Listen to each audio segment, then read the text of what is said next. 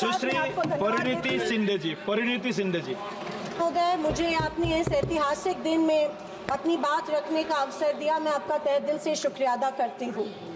मैं उस राज्य से हूँ जहाँ संत ज्ञानेश्वर, संत तुकाराम और संत रोहिदास जैसे अनेक संतों ने समाज को प्रेम और सद्भावना दी। दूसरी तरफ शिवाजी महाराज, संभाजी महाराज और शाहू महाराज जैसे शूर वीरों ने अपनी दूरदृष्टि से सामाजिक एकता और न्याय संगत समाज प्रणाली की स्थापना की। मैं उस महाराष्ट्र की पुत्री हूँ जहाँ महिलाओं के अधिकार सुनिश्चित करने हेतु अनेक आंदोलन द्वारा महात्मा ज्योतिबा फुले, क्रांति ज्योति सावित्रीबाई फुले जैसे समाज सुधारकों ने समाज को एक नई दिशा दी।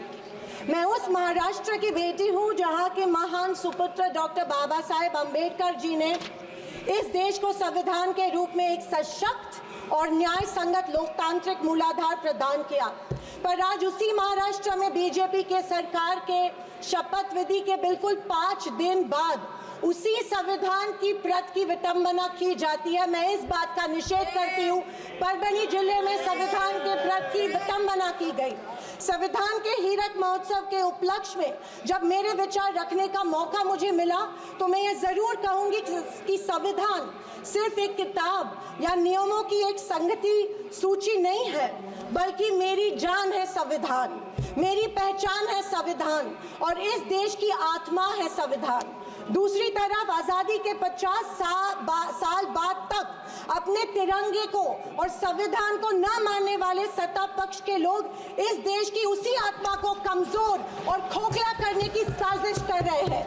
इसी शुरुआत उसी दिन हो गई जिस दिन धर्मनिरपेक्षता, सेक्युलरिज्म जो संविधान का एक मूलभूत आधार स्तंभ है, उसी को लेके एक गाली या एक कलंक में रूपांतरित करने का प्रयत्न सत्ताधारियों द्वारा होने लगा है।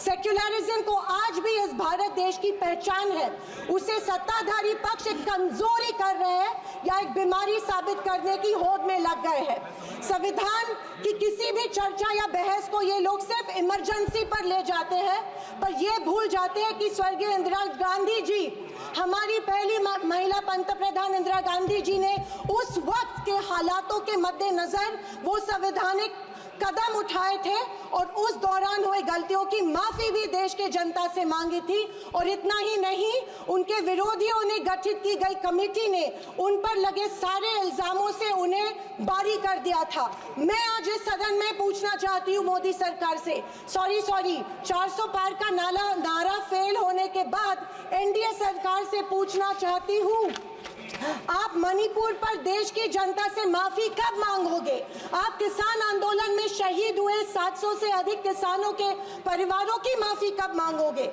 नोटबंदी के चलते हजारों लोगों के परिवार और छोटे कारोबार बंद हुए, उसके लिए माफी कब मांगोगे? हाथरस के लिए, उन्नाव के लिए आप माफी कब मांगोगे? आए दिन महिलाओं पर हो रहे अत्याचारों के लिए माफी कब मांगोगे? जो बदलापुर में मासूम बच्चों के ऊपर मोलेस्टेशन हुआ, उसके लिए आप कब माफी मांगोगे? जेल में बैठकर अपराधी मर्डर प्लॉट्स गुजरात में सरकार उनको संरक्षण दे रही है, उसके लिए आप कब माफी मांगोगे? खैर, ये इनकी हिस्ट्री रही है या इनके डीएनए में है कि माफी सिर्फ खुद को बचाने के लिए अथॉरिटी में बैठे लोगों से मांगते हैं, आम जनता से ये माफी नहीं मांगते हैं। सत्ताधारी पक्ष के संविधान पर दिए गए भाषण सुनकर हंसी आ रही थी और अचरज भी हो रहा था, क्योंकि जो लोग इस देश में संविधान स्थापित होने के बाद हर पल संविधान को कोसते रहते हैं और हमेशा इस संविधान के विरोधी रहे हैं, उन्हीं को आज संविधान के गुणगान करते देख मन में प्रसन्नता हो रही है और संविधान के प्रति मेरी निष्ठा द्विगुणित हो रही है, क्योंकि ये एहसास हो रहा था कितने ही झूठ के पहाड़ बना लो, सच के आगे आखिर झुकना ही पड़ता है। आरएसएस ने तिरंगा को माना नहीं था। उन्होंने कहा था कि 3 अंक अशुभ होता है, तो क्या ब्रह्मा विष्णु महेश अशुभ है? जो हम 3 रेखाएं माथे पे लिखते हैं वो अशुभ है? क्या त्रिशूल अशुभ है? ये मैं इन्हें पूछना चाहती हूँ। वर्ष 1993 में आरएसएस ने अपने श्वेत पत्र में संविधान को कचरे का ढेर करार दिया था। क्या ये तिरंगे के खिलाफ नहीं है? तत्कालीन आरएसएस प्रमुख ने उस टाइम संविधान को बदलने की मांग की थी। धन्यवाद। आरएसएस महिलाओं को हमेशा पुरुषों से कमजोर समझती है। आरएसएस हमेशा महिलाओं को पुरुषों से कमजोर समझती है।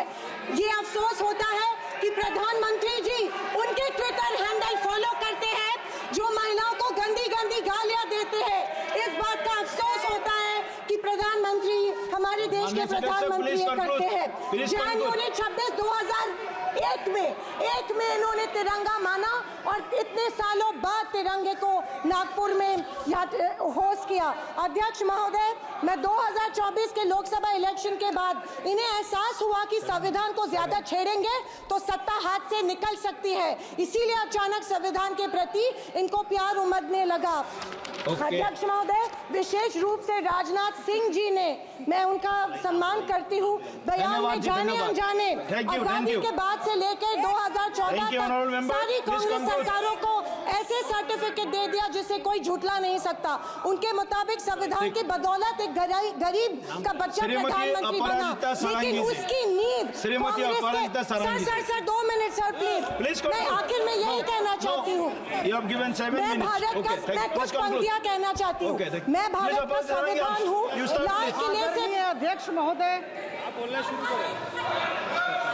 हिंदी की एक प्रसिद्ध कविता की कुछ पंक्तियों से। एक सेकंड, मैं भारत का संविधान हूँ, लाल किले से बोल रहा हूँ। मैंने तो समता सौंपी थी, तुमने फर्क व्यवस्था कर दी। मैंने न्याय व्यवस्था दी थी, तुमने नर्क व्यवस्था कर दी। हर मंजिल ठहरी कर डाली, गंगा भी मैली कर डाली।